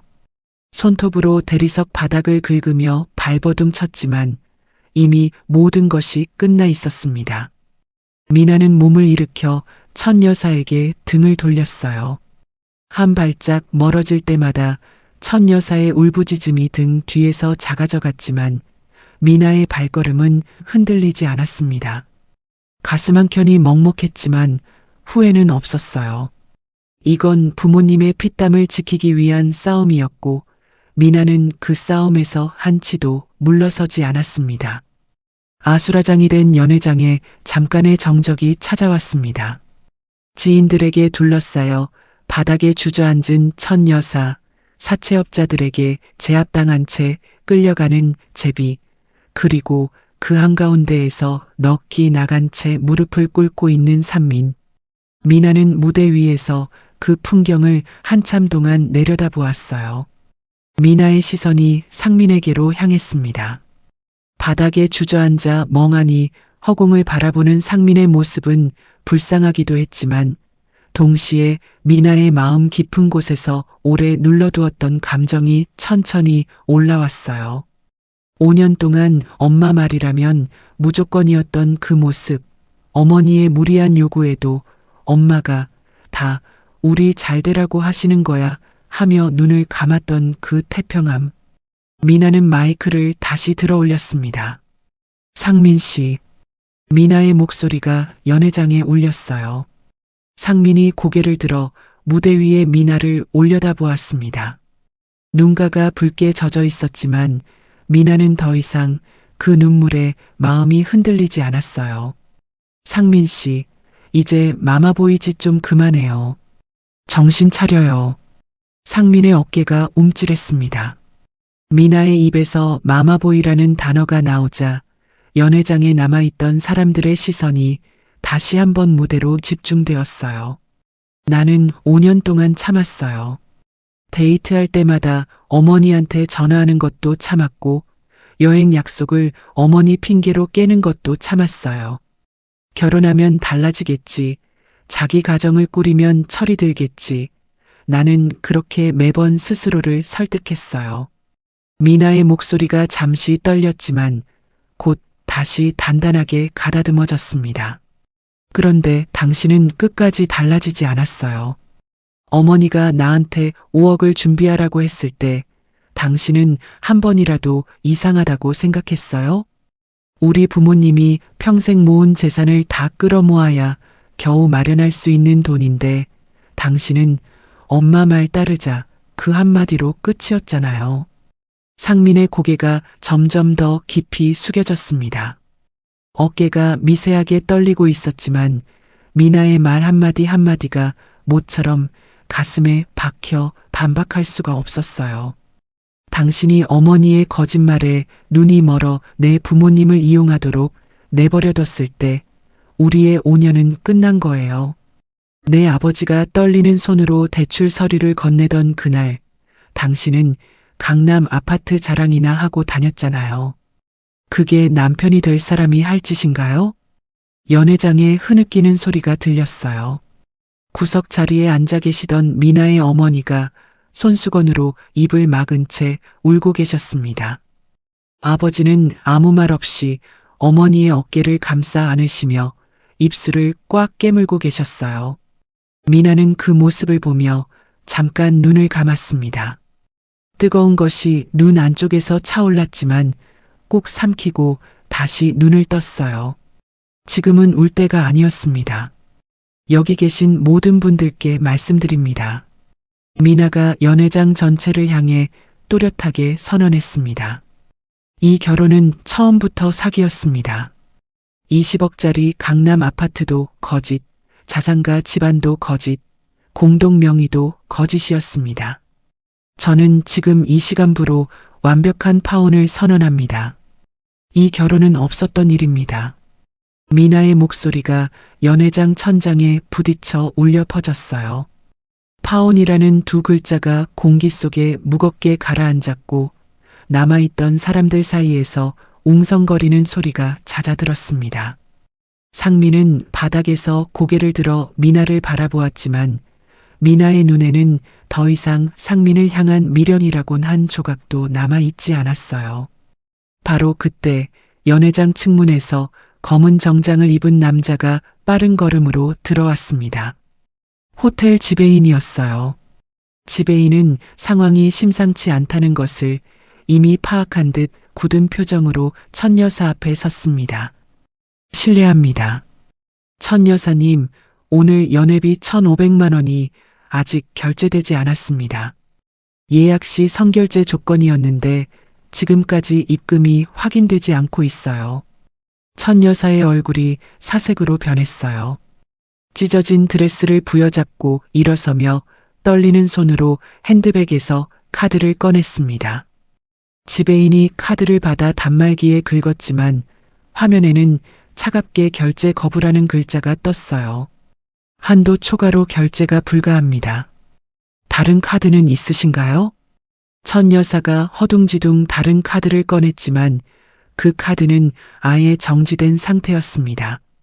세 번째 카드도 네 번째 카드도 전부 거절되었어요. 지배인의 표정이 점점 굳어지더니 무전기를 꺼내 나직이 말했습니다. 보안팀 연회장으로 와주세요. 그리고 관할 경찰서에 연락 부탁합니다. 무전 취식 및 사기 혐의 신고건입니다. 천여사는 바닥에 주저앉고 말았어요. 얼마 전까지 여왕처럼 연회장을 누비던 그 모습은 온데간데 없이 사라지고 찢어진 드레스에 헝클어진 머리카락, 부어오른 뺨을 한 초라한 여자만이 남아 있었습니다. 미나는 무대에서 내려와 곧장 부모님이 앉아 계신 구석 자리로 달려갔어요. 아버지와 어머니 앞에 무릎을 꿇고 두 분의 손을 꼭 잡았습니다. 아버지, 어머니, 죄송합니다. 제가 사람을 잘못 봤어요. 두 분을 이런 자리에 세워드려서 정말 죄송합니다. 미나의 목소리가 울음으로 갈라졌어요. 무대 위에서는 한 방울의 눈물도 보이지 않던 미나가 부모님 앞에서는 더 이상 참을 수가 없었습니다. 아버지가 미나의 머리를 가만히 쓰다듬으셨어요. 울지 마라. 잘못한 건 내가 아니야. 아버지는 미나를 일으켜 세우시고 천천히 자리에서 일어나셨습니다. 그리고 한 걸음 한 걸음 묵직한 발걸음으로 바닥에 쓰러져 있는 천여사 앞까지 걸어가셨어요. 시장에서 평생을 일하며 굽어진 등이었지만 그 순간만큼은 연회장의 그 누구보다도 곱고 당당해 보였습니다. 아버지가 천여사를 내려다보며 입을 열었어요. 목소리는 크지 않았지만 연회장 구석구석까지 닿을 만큼 깊고 묵직했습니다. 나는 딸을 위해서라면 뭐든 할 수 있는 사람이요. 반찬가게 담보 잡고 살던 집까지 내놓고 그렇게 모은 돈이 5억이었소. 그런데 당신은 그 진심을 이용해서 도망갈 궁리나 하고 있었어? 천여사는 고개도 들지 못한 채 바닥만 바라보고 있었습니다. 사람의 진심을 가지고 장난치면 안 되는 거요. 다시는 우리 가족 앞에 나타나지 마시오. 아버지의 마지막 한마디가 천여사의 머리 위로 떨어졌어요. 화려한 말도 격앙된 감정도 없이 오직 평생을 성실하게 살아온 사람만이 가질 수 있는 무게가 그 한마디에 실려 있었습니다. 천여사는 두 손으로 얼굴을 감싼 채 어깨를 들썩이며 울었지만 연회장에 그 누구도 동정하지 않았어요. 친척들은 고개를 돌렸고 친구들은 차갑게 외면했습니다. 천여사가 화려한 허세로 쌓아올린 인간관계는 거짓이 드러나는 순간 먼지처럼 흩어져 버렸습니다. 잠시 후 경찰이 도착했어요. 제복을 입은 경찰관 둘이 연회장 안으로 들어서자 남아있던 사람들이 양옆으로 길을 비켰습니다. 경찰은 먼저 바닥에 쓰러져 있는 천 여사에게 다가가 수갑을 채웠어요. 천 여사는 수갑이 손목을 조이는 순간 비명을 질렀지만 경찰관은 무표정하게 천 여사를 일으켜 세웠습니다. 복도에서는 사채업자들에게 붙잡혀 있던 제비도 경찰에 인계되었어요. 제비의 양손에도 수갑이 채워졌고 한때 깔끔하고 세련되었던 정장은 구겨지고 찢어져 꼴이 말이 아니었습니다. 천 여사와 제비는 연회장을 가로질러 나란히 끌려나갔어요. 수십 쌍의 눈이 그 비참한 뒷모습을 지켜보았고 누군가가 쯧쯧 하며 혀를 찼습니다. 미나는 부모님의 양쪽 팔을 잡아들이며 자리에서 일으켜드렸어요. 연회장을 나서기 전 미나는 로비에서 기다리고 있던 호텔 매니저에게 다가가 차분하게 말했습니다. 저희 가족은 이 파티와 아무런 관계가 없는 사람들입니다. 연회 예약도 비용 결제도 모두 천 여사 측에서 한 것이고 저희는 초대를 받아온 것뿐이에요. 이 부분 확인해 주시면 감사하겠습니다. 매니저가 알겠다며 고개를 끄덕이자 미나는 부모님의 팔을 다시 잡아들이며 호텔 로비를 빠져나왔습니다. 자동문이 열리자 바깥의 서늘한 바람이 세 사람의 얼굴을 스쳤어요. 미나는 깊게 숨을 들이쉬었습니다. 가슴속에 꽉 차 있던 무언가가 조금씩 풀려나가는 것 같았어요. 아버지가 미나의 어깨를 두드리시며 조용히 말씀하셨습니다. 잘했다, 우리 딸. 그 세 글자에 미나의 눈물이 다시 왈칵 쏟아졌습니다. 하지만 이번에는 슬픔의 눈물이 아니었어요. 부모님을 지켜냈다는 안도감이, 그리고 거짓 위에 세워진 결혼에서 빠져나왔다는 해방감이 미나의 온몸을 타고 흘러내리고 있었습니다. 경찰서 조사실의 형광등 불빛 아래에서 천 여사의 얼굴은 연회장에서의 화려함과는 완전히 다른 사람이었습니다. 헝클어진 머리카락 사이로 부어오른 뺨이 드러났고 찢어진 드레스 위로 수갑이 채워진 양 손목이 힘없이 늘어져 있었어요. 담당 형사가 조서를 펼치며 천 여사에게 혐의를 고지했습니다. 청금자 씨, 당신은 사기 미수 및 사문서 위조 혐의로 긴급 체포되었습니다. 진술을 거부할 권리가 있으며 변호인의 조력을 받을 권리가 있습니다. 천 여사는 형사의 말을 듣는 둥 멍하니 조사실 벽을 바라보고 있었어요. 불과 몇 시간 전까지 호텔 연회장에서 여왕처럼 군림하던 여자가 지금은 조사실 철제 의자에 앉아 입술을 바르르 떨고 있을 뿐이었습니다. 형사가 20억 강남 아파트를 소유한 자산가라고 거짓말을 하여 며느리 측에 5억의 금원을 편취하려 한 것이 맞느냐고 묻자 천 여사는 고개를 떨구며 아무 대답도 하지 못했어요. 바로 옆 조사실에서는 제비가 더 처참한 꼴로 앉아 있었습니다. 제비의 아내가 경찰서에 도착하자마자 고소장을 제출했거든요. 혼인 빙자 사기와 친정 어머니 유품 다이아몬드 반지 절도 혐의가 빼곡하게 적혀 있었어요. 제비는 처음에 자신도 천 여사에게 속은 피해자라며 발뺌을 시도했지만 미나가 확보해둔 천 여사와의 통화 녹취록이 결정적인 증거가 되었습니다.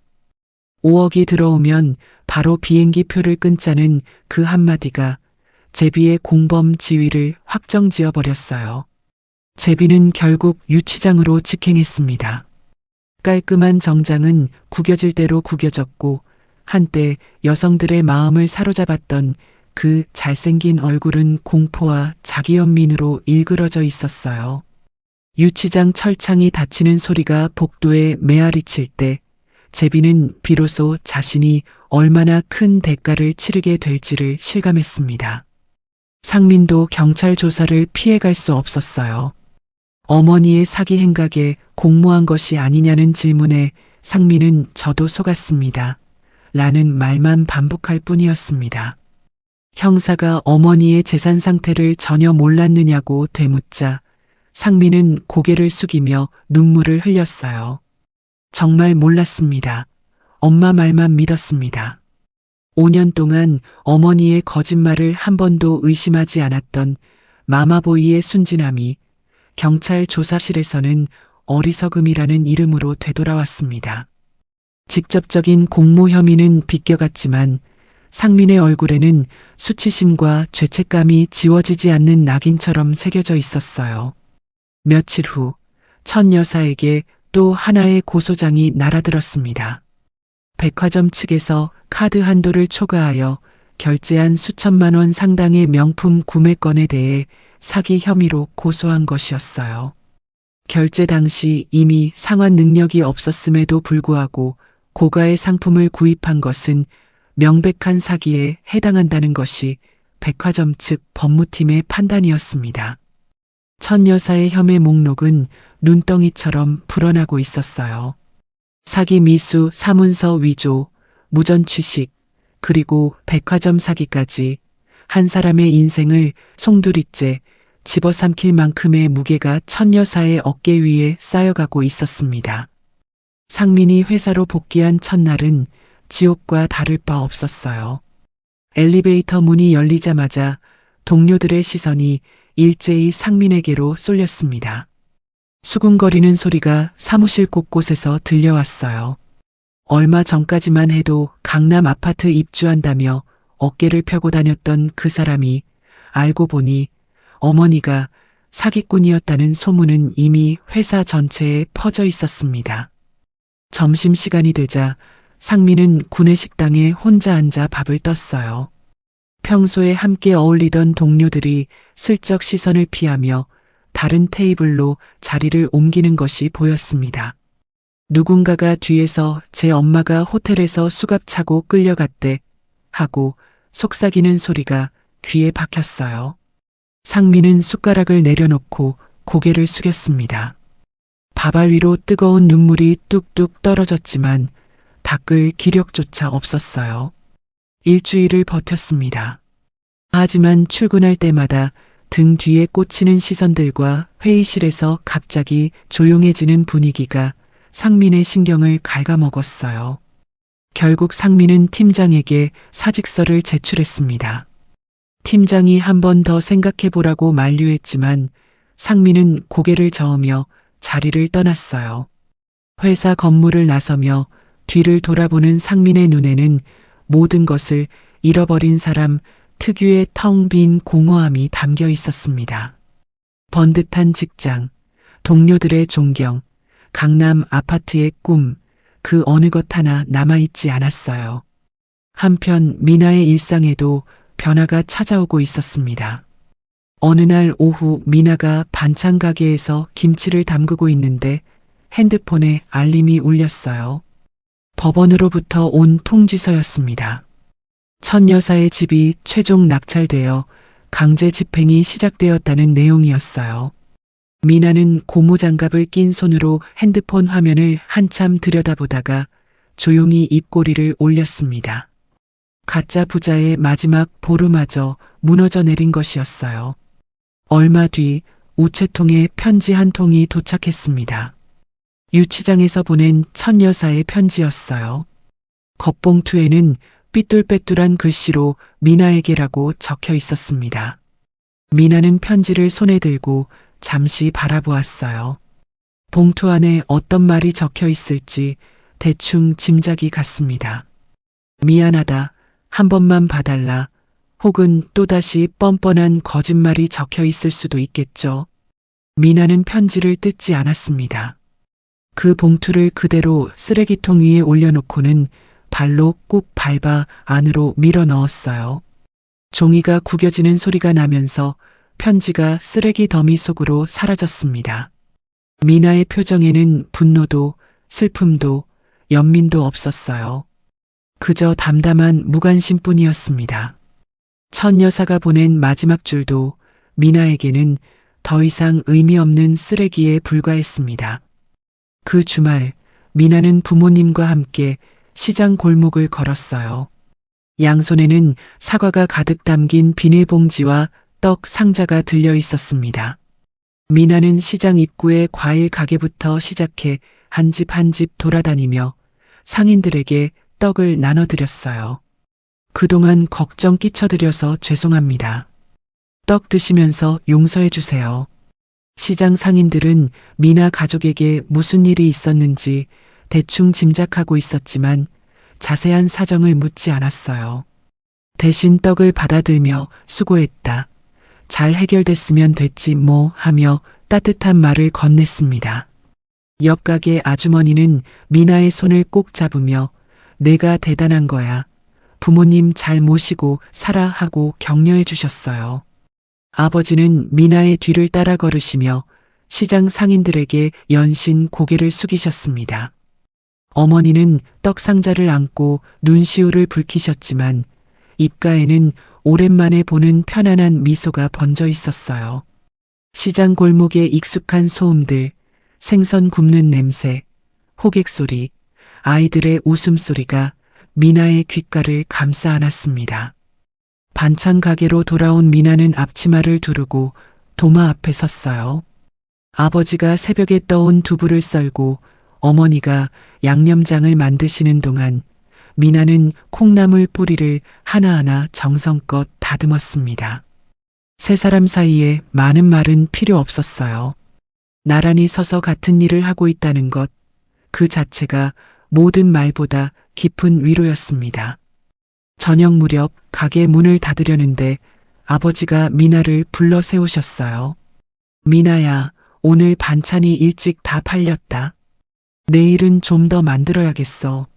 아버지의 목소리에 작은 자부심이 묻어 있었습니다. 미나는 네 하고 대답하며 가게 간판에 불을 껐어요. 어둠 속에서 시장 골목의 가로등 불빛이 하나둘 켜지기 시작했습니다. 평범한 하루였습니다. 화려한 아파트도 20억이라는 숫자도 강남 사모님의 허세도 없는 그저 반찬 가게와 시장 골목의 하루였어요. 하지만 미나에게는 그 평범함이 세상 무엇보다 소중하게 느껴졌습니다. 가짜 행복을 쫓느라 잃어버릴 뻔했던 진짜 삶이 지금 이 자리에서 조용히 빛나고 있었으니까요. 재판은 생각보다 빠르게 진행되었습니다. 천 여사와 제비의 사기 사건들이 하나로 병합되어 구속 기소가 이루어졌고 검찰은 두 사람의 범행이 치밀하게 계획된 공모였음을 조목조목 입증해 나갔어요. 법정에 선 천 여사는 수감복 차림에 화장기 하나 없는 얼굴이었습니다. 머리부터 발끝까지 명품으로 치장하고 강남 자산가 행세를 하던 그 모습은 온데간데 없이 사라졌고 초라하게 늙어버린 한 여자만이 피고인석에 앉아 고개를 떨구고 있었어요. 제비는 옆자리에서 천 여사와 눈도 마주치지 않았습니다. 변호사를 통해 자신은 천 여사에게 이용당한 피해자라고 주장했지만 미나가 확보한 녹취록과 통장 거래 내역이 그 거짓말을 하나하나 부숴버렸어요. 며느리 돈 5억이 들어오면 바로 비행기 표를 끊자던 그 목소리가 법정 스피커를 통해 다시 한번 울려 퍼지자 방청석에서 한숨소리가 터져나왔습니다. 판결이 내려졌어요. 천 여사는 사기 미수, 사문서 위조, 호텔 무전 취식, 백화점 사기 등 복합 혐의로 실형을 선고받았습니다. 제비 역시 혼인 빙자 사기와 절도 혐의가 인정되어 나란히 감옥행이 확정되었어요. 두 사람은 같은 시기에 수감되었지만 서로를 향한 감정은 사랑이 아니라 원망뿐이었습니다. 감옥 안에서 천 여사는 제비가 면회조차 오지 않는다며 이를 갈았고 제비는 저 여자만 아니었으면 이 꼴이 안 됐다며 천 여사를 저주했어요. 함께 해외로 도망쳐 새 인생을 시작하겠다던 달콤한 약속은 철창 안에서 서로를 물어뜯는 독이 되어 돌아왔습니다. 야자수가 늘어선 해변 대신 콘크리트 벽과 철창이 석양길 산책 대신 좁은 운동장에서의 한 시간이 두 사람의 전부가 되었어요. 상민의 삶도 밑바닥까지 추락했습니다. 직장을 그만둔 뒤 재취업을 시도했지만 면접 자리에 앉을 때마다 면접관의 미묘한 눈빛이 상민을 짓눌렀어요. 강남 아파트 사기 사건은 인터넷 커뮤니티를 통해 제법 알려져 있었고 이름을 검색하면 관련 기사가 줄줄이 떠올랐습니다. 번듯한 회사에서 일하던 과거는 완전히 지워진 채 상민에게 남은 것은 어머니가 남기고 간 사채빚뿐이었어요. 결국 상민은 공사장을 전전하는 막노동꾼으로 전락했습니다. 새벽 5시에 안전모를 쓰고 현장에 나가 시멘트 포대를 나르고 철근을 묶는 것이 상민의 하루가 되었어요. 한때 넥타이를 매고 사무실에서 회의를 하던 그 손이 이제는 갈라지고 거칠어진 채 쇠파이프를 움켜쥐고 있었습니다. 점심시간에 현장 구석에 쪼그려 앉아 편의점 도시락을 먹으며 상민은 매일 같은 생각을 했어요. 그때 엄마 말을 한 번이라도 의심했더라면, 미나의 말에 한 번이라도 귀를 기울였더라면. 하지만 후회는 늘 너무 늦게 찾아오는 법이었습니다. 매일 저녁 원룸으로 돌아온 상민은 편의점에서 가장 싼 도시락 하나를 사서 차가운 방바닥에 앉아 먹었어요.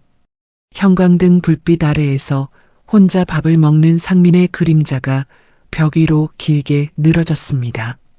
불과 몇 달 전만 해도 강남 아파트에서 한강을 보며 커피를 마시겠다고 꿈꾸던 남자가 지금은 월세 30만 원짜리 반지하 원룸에서 곰팡이 핀 천장을 올려다보고 있었어요. 상민의 눈에서 소리 없이 눈물이 흘러내렸지만 닦아줄 사람은 아무도 없었습니다. 천 여사의 집 강제 집행이 이루어진 날은 유독 바람이 거셌어요. 낙찰자가 이삿짐 업체를 대동하고 나타나자 집안에 남아있던 천 여사의 물건들이 하나둘씩 밖으로 쏟아져 나왔습니다. 한때 미나의 카드로 사들였던 명품 의류들이 아무렇게나 비닐봉지에 담겨 길바닥에 내팽개쳐졌어요. 바람에 날린 블라우스 한 장이 도로 위를 굴러가며 지나가는 차에 밟혀 더럽혀졌지만 아무도 죽지 않았습니다. 수감 중이던 천 여사가 일시적으로 출소하여 집에 도착했을 때 현관문의 도어락 번호는 이미 바뀌어 있었어요. 천 여사가 예전 번호를 연거푸 눌러보았지만 삐삐삐 하는 오류음만 반복될 뿐이었습니다. 문 앞에 서서 어쩔 줄 모르는 천 여사에게 낙찰자가 안에서 문을 열고 나왔어요. 누구세요? 아, 전 소유자분이시구나. 낙찰자는 차가운 눈으로 천 여사를 훑어보더니 현관 앞 바닥에 소금을 한 움큼 뿌렸습니다. 사기꾼은 저리 가요. 여기 더 이상 당신 집 아닙니다. 소금 알갱이가 천 여사의 구두 위로 튀어올랐어요. 천 여사는 두 다리에 힘이 풀려 아파트 복도 바닥에 주저앉았습니다. 입에서 흐느낌이 새어나왔지만 복도를 지나가는 이웃 주민들은 힐끔 쳐다볼 뿐 아무도 멈추지 않았어요. 명품 옷을 두르고 엘리베이터에서 이웃들에게 인사를 건네던 그 시절은 이미 다른 세상의 이야기였습니다. 호텔 측에서도 천 여사를 놓아주지 않았어요. 1,500만 원의 미결제 연회비에 대해 천 여사를 신용불량자로 등록하고 법적 절차를 통해 채권 추심에 들어갔습니다. 천 여사의 신용은 완전히 바닥을 쳤고 은행 계좌는 압류되어 단 한 푼도 인출할 수 없게 되었어요. 거기에 천 여사의 친구들까지 가세했습니다. 파티 직전 급전을 빌려줬던 지인 4명이 민사소송을 제기했고 법원은 원고 승소 판결을 내렸어요. 천 여사에게 남아있는 재산이라곤 노후를 위해 쌓아둔 국민연금뿐이었는데 친구들은 그 연금 수령권마저 압류해버렸습니다. 노후 자금의 마지막 보루까지 빼앗긴 천 여사에게는 정말로 아무것도 남지 않았어요. 어느 날 오후 미나는 시장에서 장을 보고 돌아오는 길이었습니다. 횡단보도 건너편 공사장 앞에서 안전모를 쓴 남자가 무거운 시멘트 포대를 등에 지고 비틀거리며 걸어가는 모습이 눈에 들어왔어요. 땀에 젖은 작업복, 시멘트 가루로 하얗게 뒤덮인 어깨, 구부정하게 굽어진 등. 미나는 멈춰서서 그 뒷모습을 한참 바라보았습니다. 상민이었어요. 불과 몇 달 전까지 깔끔한 양복을 차려입고 우리 엄마가 20억짜리 아파트를 현금으로 썼다며 자랑하던 그 남자가 지금은 공사장에서 시멘트 포대를 나르며 하루 일당을 벌고 있었습니다. 상민이 포대의 무게를 이기지 못하고 잠시 허리를 펴는 순간 미나와 눈이 마주칠 뻔했지만 미나는 몸을 돌려 걸음을 옮겼어요. 가슴속에 아무런 파동도 일지 않았습니다. 분노도 안타까움도 측은함도 느껴지지 않았어요. 미나는 조용히 고개를 돌리며 생각했습니다. 이것이 인과응보라는 것이구나. 거짓 위에 세운 삶은 반드시 무너지게 되어 있고 그 무게는 고스란히 본인에게 돌아가는 것이라고요. 젊은 남자와 손잡고 새 인생을 꿈꾸던 첫 여사의 결말은 더욱 처참했습니다. 형기를 마치고 출소한 첫 여사를 맞아줄 사람은 아무도 없었어요. 아들 상민은 연락을 끊은 지 오래였고 친척들과 친구들은 전화번호를 바꿔버렸습니다. 갈 곳이 없어진 첫 여사는 이쪽 방 저쪽 방을 전전하다 결국 서울역 지하도까지 밀려났어요. 서울역 지하도의 차가운 콘크리트 바닥 위에서 첫 여사는 신문지를 깔고 웅크려 앉아 있었습니다.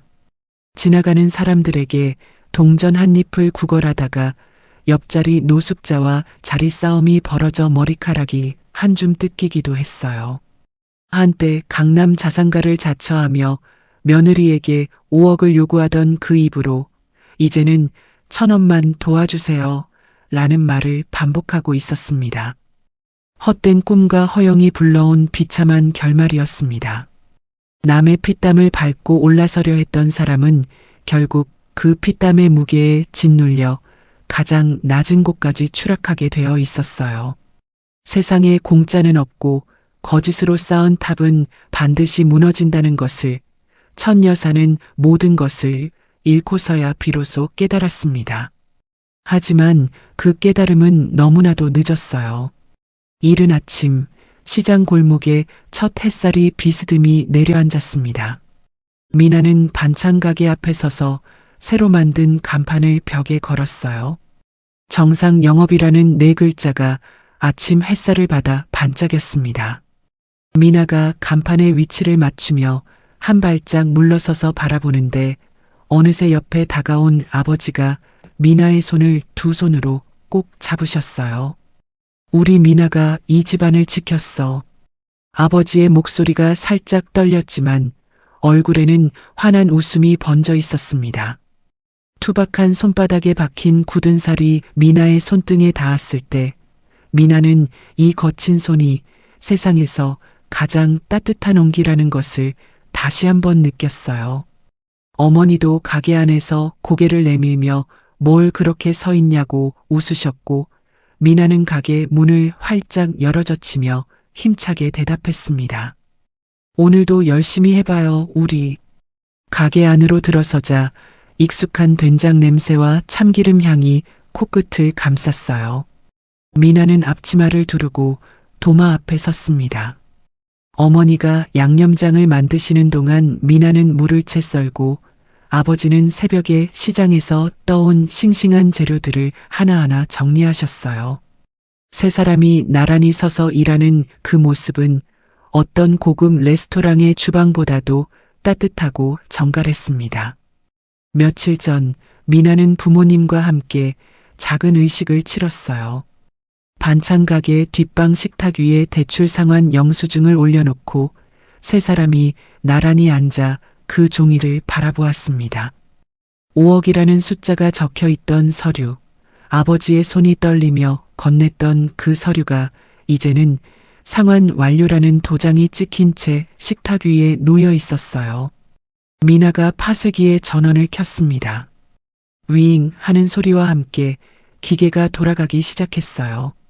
미나는 대출 서류를 파쇄기에 밀어 넣었고 종이가 가늘게 잘려나가는 소리가 방 안을 가득 채웠습니다. 아버지는 두 팔짱을 끼고 그 모습을 지켜보시다가 시원하다 하고 한마디 하셨어요. 어머니는 눈시울을 붉히시면서도 입꼬리가 올라가는 것을 감추지 못하셨습니다. 종이가 모두 잘려나간 뒤 미나는 파쇄기 아래 수거함을 꺼내 잘게 썰린 종이 조각들을 손으로 한번 훑어보았어요. 과거의 모든 악연이 이 조각들과 함께 완전히 사라져가는 것 같았습니다. 5억이라는 무게가 어깨에서 벗겨지고 천여사의 거짓말과 상민의 배신과 제비의 추악함이 모두 종이 가루가 되어 흩어졌어요. 미나는 깊게 숨을 들이쉬고 조용히 미소 지었습니다. 이제 정말 끝이었어요. 그 뒤로 미나네 반찬 가게에는 놀라운 변화가 찾아왔습니다. 미나의 이야기가 시장 상인들 사이에서 입소문을 타기 시작한 거예요. 사기꾼 시어머니한테 당할 뻔했는데 혼자 힘으로 부모님을 지켜낸 효녀가 있다더라 하는 소문이 시장 구석구석까지 퍼져나갔습니다. 거기에 미나네 반찬의 정직한 맛까지 더해지자 가게 앞에는 아침마다 줄이 늘어서기 시작했어요. 단골 할머니 한 분이 미나에게 말했습니다. 아가, 여기 반찬이 맛있어서 오는 것도 있지만 내 마음이 정직하니까 오는 거야. 정직한 사람이 만든 음식은 맛도 정직한 법이거든. 미나는 감사합니다 하며 웃었어요. 그 웃음 속에는 더 이상 억지로 감추어야 할 슬픔도 꾹꾹 눌러 담아야 할 분노도 없었습니다. 그저 자연스럽고 편안한 진짜 미나의 웃음이었어요. 어느 날 오후 미나가 반찬통에 김치를 담고 있는데 가게 유리창 너머로 낯익은 그림자가 스쳐 지나갔습니다. 고개를 들어보니 공사장 작업복 차림의 상민이 가게 맞은편 골목에 서서 먼발치에서 미나를 바라보고 있었어요. 시멘트 가루가 묻은 안전모를 손에 들고 무언가 말을 걸고 싶은 듯 입술을 몇 번 달싹이더니 결국 아무 말도 하지 못한 채 고개를 돌려 골목 안쪽으로 사라졌습니다. 미나는 상민의 뒷모습을 잠깐 바라보다가 시선을 거두었어요. 가슴에 아무런 물결도 일지 않았습니다. 미련도 원망도 안쓰러움도 없이 그저 담담한 평온만이 자리 잡고 있었어요. 미나는 다시 김치통으로 시선을 돌리며 혼잣말처럼 중얼거렸습니다. 이제 그 사람은 내 이야기 속 사람이 아니에요. 그리고 손에 묻은 양념을 앞치마에 훔치며 다음 주문을 확인하기 시작했어요. 가게가 자리를 잡아가면서 미나는 부모님께 오래전부터 꿈꿔왔던 선물을 드릴 수 있게 되었습니다. 생애 첫 해외여행이었어요. 평생을 새벽 시장과 반찬 가게 사이를 오가며 살아오신 부모님에게 하늘 위에서 세상을 내려다보는 경험을 선물해드리고 싶었습니다. 공항에서 비행기에 오르는 순간 아버지의 눈이 아이처럼 반짝였어요. 좁은 통로를 지나 창가 자리에 앉으신 아버지는 작은 창문에 이마를 갖다 대고 활주로를 신기한 듯 내다보셨습니다. 비행기가 이륙하기 시작하자 어머니가 미나의 손을 꼭 잡으셨어요. 미나는 어머니의 손을 감싸주며 걱정 마세요 하고 속삭였습니다. 비행기가 구름 위로 올라서자 창밖으로 끝없이 펼쳐진 하늘이 보였어요. 아버지가 창문 밖을 내다보시다가 갑자기 크게 웃으셨습니다. 야, 여기가 강남 아파트보다 훨씬 높고 시원하다. 그 한마디에 미나와 어머니가 동시에 터져나오는 웃음을 참을 수 없었어요. 아버지의 유머에 옆 좌석 승객까지 따라 웃었고 비행기 안이 따뜻한 웃음소리로 가득 찼습니다. 미나는 핸드폰을 꺼내 셋이 함께 사진을 찍었어요. 아버지는 손가락으로 V를 하시고 어머니는 수줍게 웃으시고 미나는 두 분 사이에 끼어 세상에서 가장 행복한 표정을 지었습니다. 구름 위에서 찍은 그 가족 사진은 20억짜리 강남 아파트보다 훨씬 값진 보물이었어요. 여행에서 돌아온 날 밤, 미나는 책상 위 일기장을 펼쳤습니다. 오래된 일기장의 빈 페이지 위에 펜을 올려놓고 잠시 생각에 잠겼어요. 창밖으로 시장 골목의 가로등 불빛이 은은하게 흔들리고 있었습니다. 미나는 천천히 펜을 움직이기 시작했어요. 가짜 부자보다 진짜 내 삶이 소중하다. 한 줄을 쓰고 나서 미나는 펜을 내려놓고 그 문장을 한참 바라보았습니다. 짧은 한 줄이었지만 그 안에는 지난 몇 달간의 모든 것이 녹아 있었어요. 속고, 분노하고, 싸우고, 이겨내고, 그리고 다시 일어선 미나의 시간이 이 한 줄에 담겨 있었습니다. 다음 날 아침 반찬 가게 앞에는 어김없이 손님들이 줄을 서서 기다리고 있었어요. 미나는 앞치마를 두르고 가게 문을 활짝 열며 손님들에게 환하게 인사했습니다. 어서 오세요. 오늘 깍두기가 특히 잘 됐어요. 할머니 한 분이 미나의 손을 잡으며 오늘도 예쁘다고 칭찬하셨고, 옆집 아저씨는 여기 김치 없으면 밥을 못 먹는다며 너스레를 떨었어요. 미나는 한 분 한 분에게 정성껏 반찬을 담아드리며 정답게 이야기를 나눴습니다. 가게 안쪽에서는 아버지가 두부를 썰고 계셨고 어머니는 콩나물국을 끓이고 계셨어요. 시장 골목의 활기찬 소음들, 생선 굽는 냄새, 호객 소리, 웃음소리가 가게 안으로 밀려 들어왔습니다. 미나는 반찬통 뚜껑을 열며 혼잣말처럼 나직이 중얼거렸어요. 우리는 잘못한 게 아니라 현명한 선택을 한 겁니다. 미나의 목소리는 작았지만 그 한마디 안에는 흔들리지 않는 확신이 담겨 있었습니다. 거짓으로 포장된 20억의 꿈보다 정직하게 땀 흘려 일하는 이 작은 반찬 가게가 미나에게는 세상에서 가장 크고 든든한 성이었어요. 그리고 그 성 안에는 미나가 목숨 걸고 지켜낸 가족이 함께하고 있었습니다. 시장 골목 위로 아침 햇살이 환하게 내리쬐었습니다. 미나네 반찬 가게의 간판이 그 빛을 받아 따뜻하게 빛나고 있었어요. 오늘도 내일도 그리고 그 이후로도 미나의 하루는 이 작은 가게에서 시작될 것입니다. 화려하지는 않지만 진짜인 삶. 그것이 미나가 찾은 행복이었습니다. 오늘의 이야기는 어떠셨나요? 중국의 시인 도연명은 관직에 올랐지만 권력자에게 허리를 굽히느니 차라리 고향으로 돌아가겠다며 벼슬을 내려놓았습니다. 그는 이렇게 말했어요. 부귀는 내가 바라는 바가 아니요. 하늘나라는 기약할 수 없는 것이다. 남들이 부러워하는 자리보다 자기 손으로 밭을 일구는 삶을 택한 것이죠. 오늘 사연 속 미나도 마찬가지였습니다. 20억이라는 거짓된 껍데기를 걷어내고 부모님과 함께 반찬 가게를 지키는 길을 선택했어요. 살다 보면 화려한 것에 눈이 멀어 정작 소중한 것을 놓칠 때가 있습니다. 하지만 잊지 마세요. 진짜 부자는 통장 잔고가 많은 사람이 아니라 곁에 진심을 나눌 가족이 있는 사람입니다. 오늘도 끝까지 미나 씨의 이야기를 함께 해주셔서 감사합니다. 이야기에 공감되셨다면 댓글로 마음을 나눠주세요. 구독과 좋아요 부탁드리며 오늘도 건강하고 행복한 하루 보내시길 바랍니다. 다음 이야기에서 다시 뵐게요.